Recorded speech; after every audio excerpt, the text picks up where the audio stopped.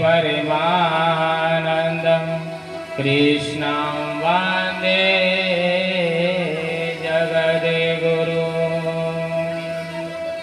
हे कृष्ण करुणा सिंधु दीनबन्धो जगत्पते गोपेश गोपिकाकान्दः राधाकान्त नमोऽस्तुते। अतुलितबलधामं हेमशैलावदेहं धनुजवनकृशानुं ज्ञानेनामृगम्यं सकलगुणनिधानं वारिणामधीशं रघुपते प्रियभक्तं वादिजातं नमामि। जय जय जय हनुमान गोसाई कृपा करो गुरुदेव की नाई। जय जय श्री राधा रमण जय जय नवल किशोर जय गोपी चित चोर प्रभु जय जय माखन चोर। बोलिए वृंदावन बिहारी लाल की जय, हनुमान जी महाराज की जय, राधा रानी की जय, श्रीमद्भागवत महापुराण की जय। जय जय श्री राधे। आइए मनवाणी प्रवृत्त करने हेतु कुछ प्रणाम संकीर्तन भागवत जी प्रवेश करते हैं। श्री कृष्ण गोविंद हरे मुरारी श्रीनाथ नारायण वासुदेवा। श्री कृष्ण गोविंद हरे मुरारी श्रीनाथ नारायण वासुदेवा। श्री कृष्ण गोविंद हरे मुरारी श्रीनाथ नारायण वासुदेवा। श्री कृष्ण गोविंद हरे मुरारी हे नाथ नारायण वासुदेवा। हे नाथ नारायण वासुदेवा। हे नाथ नारायण वासुदेवा। हे नाथ नारायण वासुदेवा। हे नाथ नारायण वासुदेवा। श्री कृष्ण गोविंद हरे मुरारी हे नाथ नारायण वासुदेवा। श्री कृष्ण गोविंद हरे मुरारी हे नाथ नारायण वासुदेवा। गोविंद मेरी प्रार्थना है, बोलो ना कभी नाम तुम्हारा। गोविंद मेरी प्रार्थना है, बोलो कभी नाम तुम्हारा। निष्काम होकर दिन रात गाऊं, निष्काम होकर दिन रात गाऊं। हे नाथ नारायण वासुदेवा। कृष्ण गोविंद हरे मुरारी हे नाथ नारायण वासुदेवा।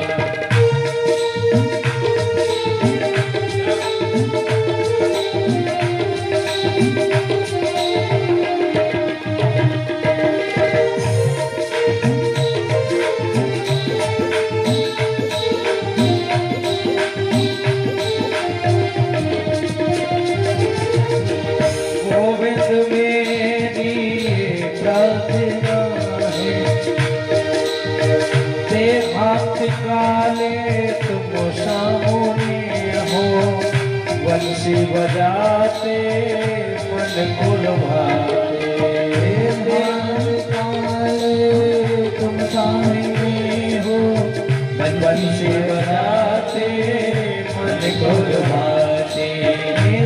हाथ काले तुम सामने हो, बंसी बजाते मन को लुभाते। गाते हुए मैं नाच तन जागूं, गाते हुए मैं नाच तन जागूं। नाथ नारायण वासुदेव, कृष्ण गोविंद हरे मुरारी। हे नाथ नारायण वासुदेव, कृष्ण कृष्ण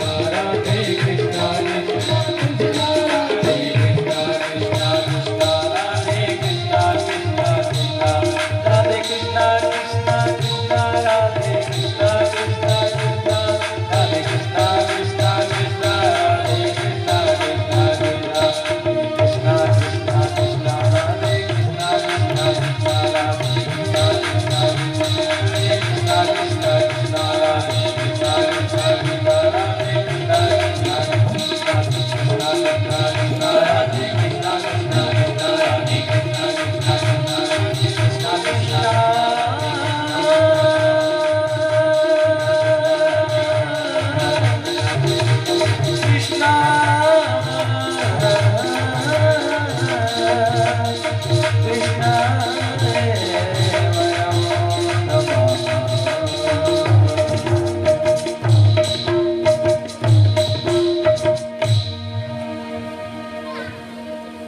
परम मंगलमय परात्पर अखिलेश्वर, अकारण कंडवंडालय, भक्त वांछित कल्पतरु, श्री तनुज मुनि पीताम्बरधारी, श्री बालकृष्णाल की बाग में प्रतिभूति, श्रीमद् भागवत महापुराण। आज आप और हम प्रथम दिवस में प्रवेश कर रहे हैं। सभी माता बहनों को, श्रोतागणों को,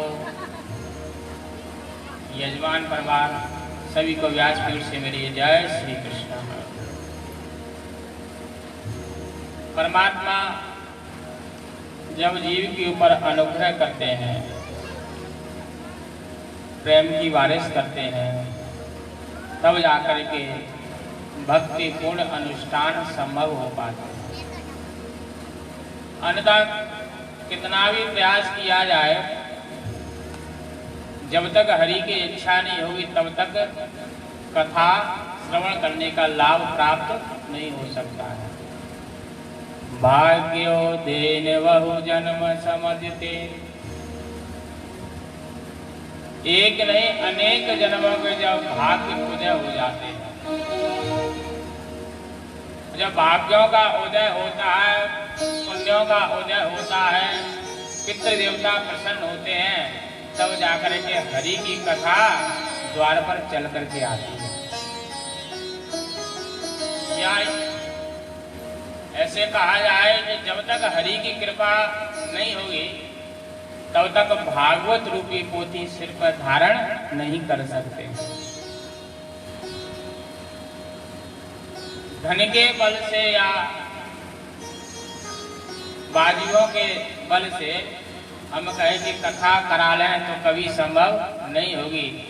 जब तक हृदय में भाव नहीं होगा तब तक भागवत कथा हो ही नहीं सकती। भाग्यो देन बहु जन्म समझते तत्संगम चलवते पुरुषो इडावही। एक नहीं अनेक जन्मों के जब पुण्य एकत्रित हो जाते हैं तब जाकर के कथा प्रारंभ होती है। बाजार में जाओ खरीदारी करने के लिए, या सुबह सुबह कोई सब्जी बेचने वाला आए तो माता बहनें पूछती भैया आलू क्या भाव दिए हैं, भिंडी क्या भाव दी है। तो बिना भाव के आलू नहीं खरीदे जा सकते हैं, तो बिना भाव के भागवत भी नहीं हो सकती है। यहाँ भी भाव की आवश्यकता पड़ती है। तो यजमान परिवार श्रीमान मिश्रा जी, उनकी धर्मपत्नी और सभी कॉलोनी वासी, हरदौल बाबा जी की भी जय। उनके पास में ही बैठकर की कथा हो रही है। तो जैसे हम और आप यहाँ कथा प्रांगण में बैठकर ही कथा श्रवण कर रहे हैं, ऐसे ही एक स्थान है नैमिषारण्य। नैमिषारण्य के पावन भूमि पर 88,000 ऋषि एकत्रित हुए। उन ऋषियों के मध्य में जब शिव जी प्रकट हुए तब अनेक उन ऋषियों ने प्रश्न किया और प्रश्नों का जो जवाब दिया वही कथा बन करके हम सबके सामने विराजमान हो जाती है। क्योंकि कथा का पहला दिन है, पहले दिन केवल महात्म की कथा का श्रवण पान करना चाहिए। और महात्म का अर्थ होता है महिमा। कथा सुनने से क्या लाभ होगा, कथा क्यों सुननी चाहिए, कथा क्यों करानी चाहिए, कथा हो जाने के बाद हमारे जीवन में परिवर्तन आएगा कि नहीं आएगा, ये कथा के महत्व की चर्चा में आता है।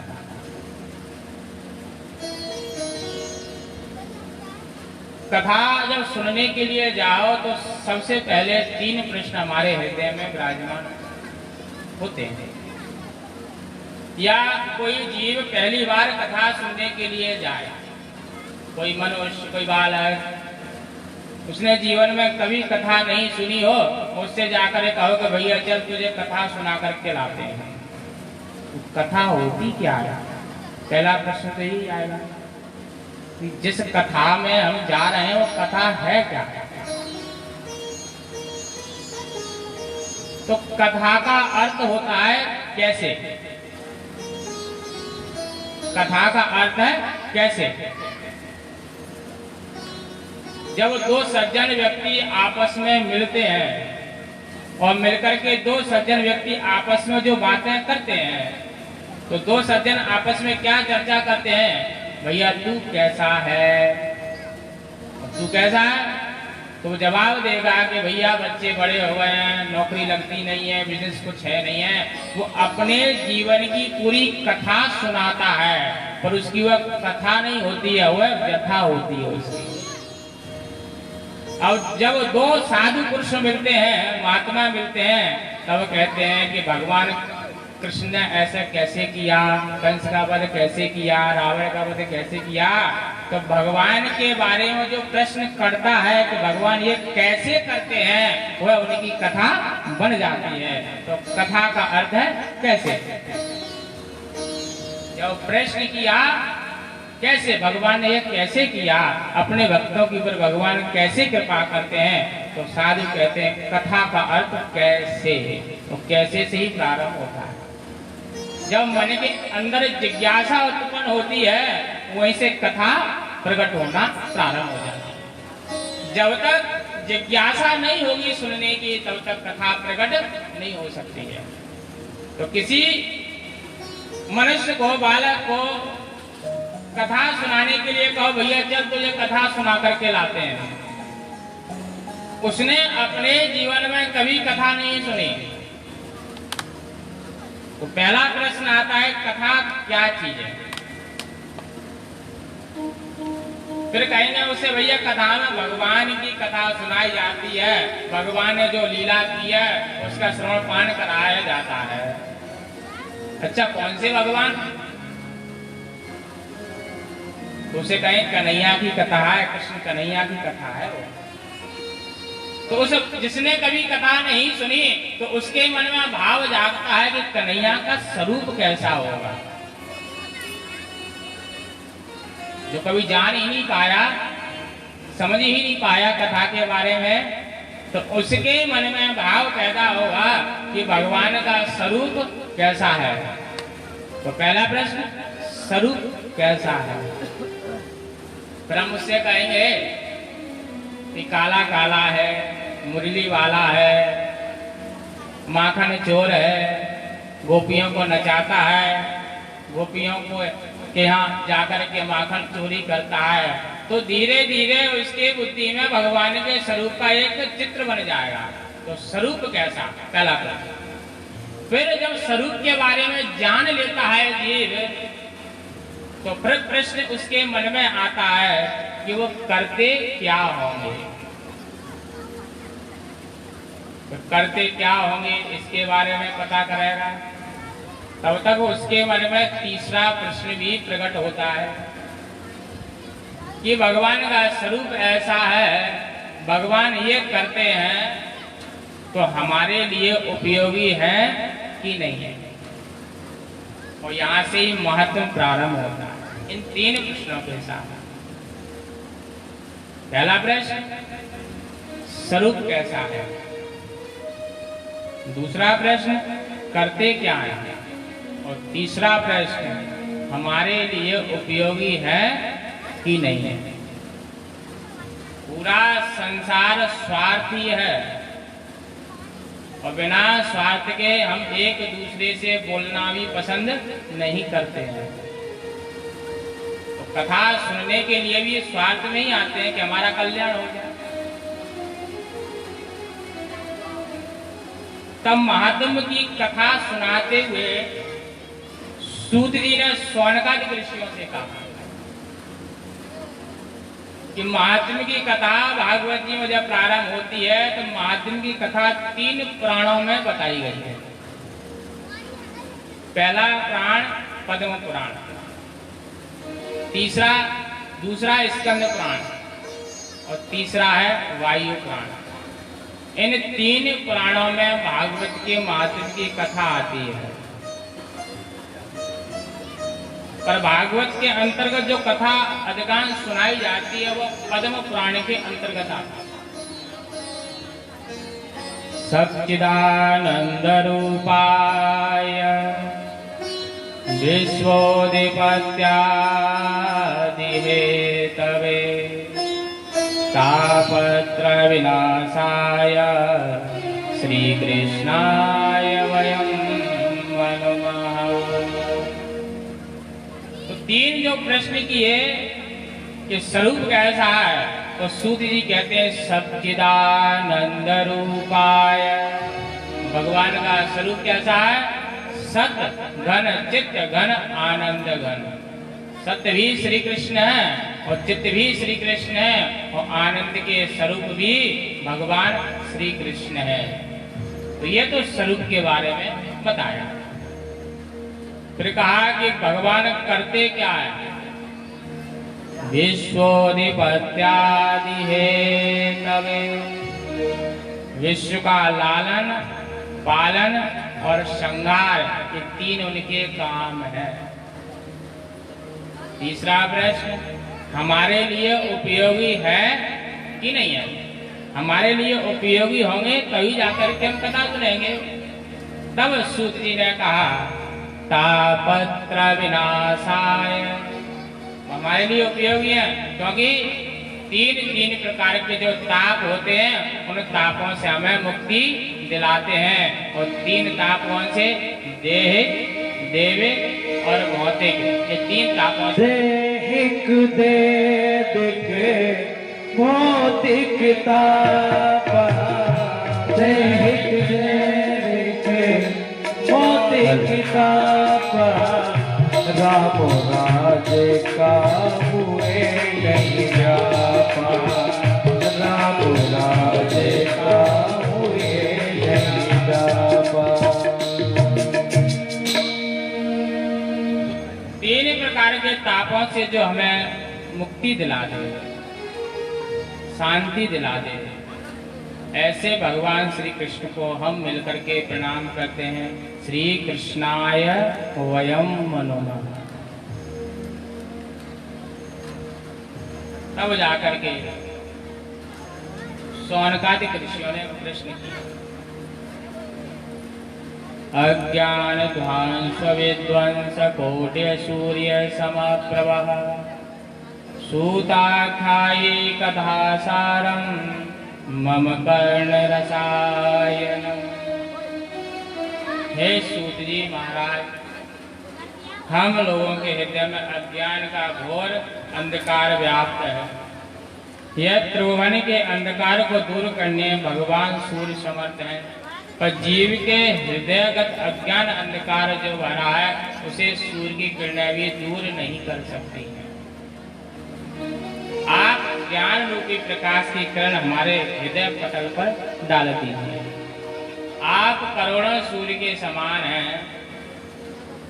आप कोई ऐसी कथा सुनाओ जिस कथा को सुनने से हमारा अज्ञान दूर भाग जाए और कलयुग रूपी राक्षस से मुक्ति मिल जाए और मन भक्ति में लग जाए और सांसारिक के जीव जो पीड़ा से ग्रसित हैं उसे पीड़ा से मुक्ति मिल जाए। भैया कार्यकर्ताओं से निवेदन है, जिसे प्यास लगेगी उठ करके अपने आप पी लेगा। आप गिलास बांटते रहोगे तो कथा नहीं सुनेगा। 4 व्यक्ति बैठते हैं कथा में तो सब डिस्टर्ब होता है। तो निवेदन है, बुरा ना माने, पहले दिन ही बता देता हूँ, क्योंकि पहले दिन तो हमें समझने में आपको समय लगेगा, हम भी आपको नहीं समझ पाएंगे। इसलिए 7 दिन तक जब तक कथा चले, जिसे प्यास लगेगी अपने आप उठ करके पी लेगा। पानी रखा हुआ है, अपने आप पी लेगा। एक व्यक्ति पिएगा और 4 उसकी तरफ देखेंगे कितने धूप